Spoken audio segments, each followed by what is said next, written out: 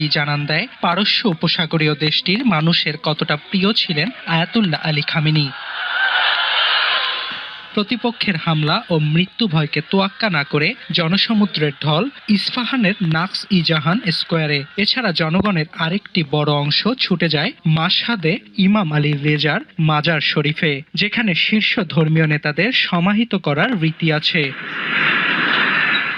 তবে শোককে শক্তিতে পরিণত করে ঘুরে দাঁড়াতে মরিয়া ইরান। এরই মধ্যে দেশটির অন্তর্বর্তী সর্বোচ্চ নেতা হিসেবে আলীরেজা আরাফির নাম ঘোষণা করা হয়েছে। খামেনির মৃত্যুর পর মুখ থুবড়ে পড়া ইরানের শাসন ব্যবস্থা সামলাতে গঠিত ৩ সদস্যের অস্থায়ী কাউন্সিলের আইনবিদের দায়িত্ব সামলাবেন তিনি। এছাড়া আইআরজিসির প্রধান হিসেবে নিয়োগ দেয়া হয়েছে আহমদ ভাইদিকে। আগামীর অগ্রগতির ভিত্তি আনোয়ার ইস্পাত, স্ট্রংগেস্ট স্টিল সিন্স 1978।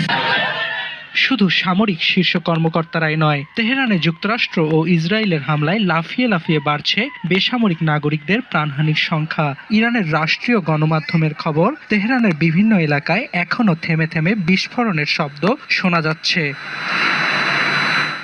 এছাড়া হরমুজ প্রণালীতে স্কাইলাইট নামের একটি তেলবাহী ট্যাঙ্কারে হামলার খবর পাওয়া গেছে। তেল পরিবহনের গুরুত্বপূর্ণ রুটটি বন্ধ থাকায় আটকা পড়েছে শত শত ট্যাঙ্কার। এদিকে প্রথমবারের মতো প্রাণহানির খবর জানিয়েছে ইসরায়েলের প্রতিরক্ষা মন্ত্রণালয়। বিবিসির খবর, দেশটিতে ইরানের প্রতিশোধমূলক হামলায় আহতের সংখ্যা ৪০০ ছাড়িয়েছে। হামলার সংখ্যায় ক্ষণে ক্ষণে বেজে উঠছে সাইরেন।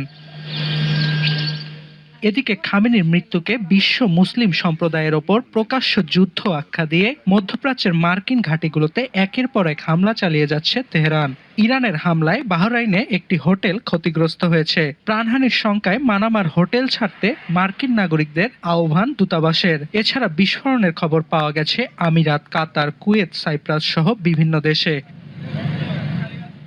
খামেনির মৃত্যুতে শোক জানিয়েছে বিশ্ব নেতারা। একে নিন্দনীয় হত্যাকাণ্ড ও আন্তর্জাতিক আইনের লঙ্ঘন উল্লেখ করে সমবেদনা জানিয়েছেন রুশ প্রেসিডেন্ট ভ্লাদিমির পুতিন। এছাড়া যুক্তরাষ্ট্র ও ইসরায়েলি হামলার নিন্দা জানিয়েছে চীন ও উত্তর কোরিয়া।